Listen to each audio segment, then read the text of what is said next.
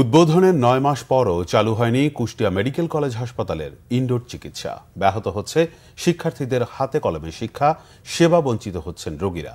Kushtia medical কলেজের শিক্ষার্থীরা বলছেন ৩ বছরের প্রকল্প ১৩ বছরে বাস্তবায়ন এবং ৩৫০ কোটি টাকার প্রকল্প ব্যয় বেড়ে হয়েছে ৭০০ কোটি টাকা। কুষ্টিয়া থেকে হাসান আলীর তথ্য ছবিতে ডেস্ক রিপোর্ট। সব প্রস্তুতি শেষ হলেও অদৃশ্য কারণে এখনও চালু হয়নি কুষ্টিয়া মেডিকেল কলেজের নিজস্ব ক্যাম্পাসের ৫০০ শয্যার ইনডোর হাসপাতাল ভবনটি। সীমাহীন ভোগান্তিতে শিক্ষার্থী ও রোগীরা।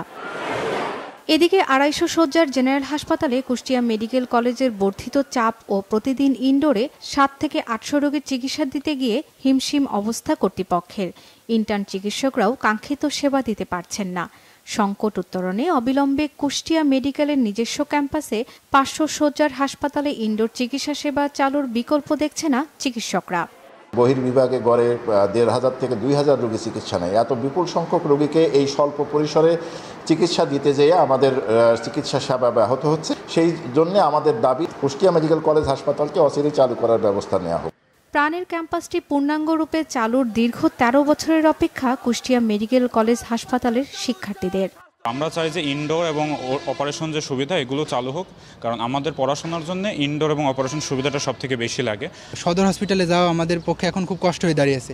আর এই সময় যদি আমাদের হসপিটালটা চালু থাকে, আমরা আরও ভালোভাবে আমাদের ক্লিনিক্যাল প্র্যাকটিসগুলো করতে পারি। যত দ্রুত হাসপাতালে চালু হবে তত দ্রুত আমার ছাত্রছাত্রীদের জন্য এবং জনগণের জন্য এবং শিক্ষকদের জন্য সবার জন্য খুবই প্রয়োজন বলে আমরা মনে করি।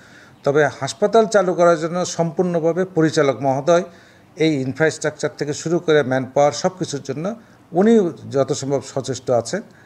আমাদের কলেজ কর্তৃপক্ষ এটা সহায়তা করতে পারে, কিন্তু কাজ উনি করবেন। শিগগিরই ইনডোর সেবা চালুর আশ্বাস দিয়েছে কুষ্টিয়া মেডিকেল কলেজ হাসপাতালের পরিচালক। ৫০০ বেডের হাসপাতাল গত ফেব্রুয়ারি মাসের ১৪ তারিখে আমরা গণপূর্তের কাছ থেকে আমরা বুঝে নিয়েছি এবং এটা আমাদের প্রশাসনিক অনুমতির জন্য খুব যথেষ্ট হবে। কারণ হলো ওইটা সহকারে আমাদের ঢাকা সচিবালয়ে আমরা প্রশাসনিক অনুমতির জন্য কাগজ জমা দিয়েছি এবং সেটা অনেকটা অ্যাডভান্স হয়েছে এবং দ্রুত এটা প্রশাসনিক অনুমোদন হবে এবং জনবল নিয়োগ হলে আমরা ইনডোর সেকশনটা দ্রুত চালু করতে পারবো বলে আমরা বিশ্বাস। হাসপাতালটি চালুর জন্য আর কতদিন অপেক্ষা করতে হবে প্রশ্ন কুষ্টিয়াবাসীর। Bangla vision news desk.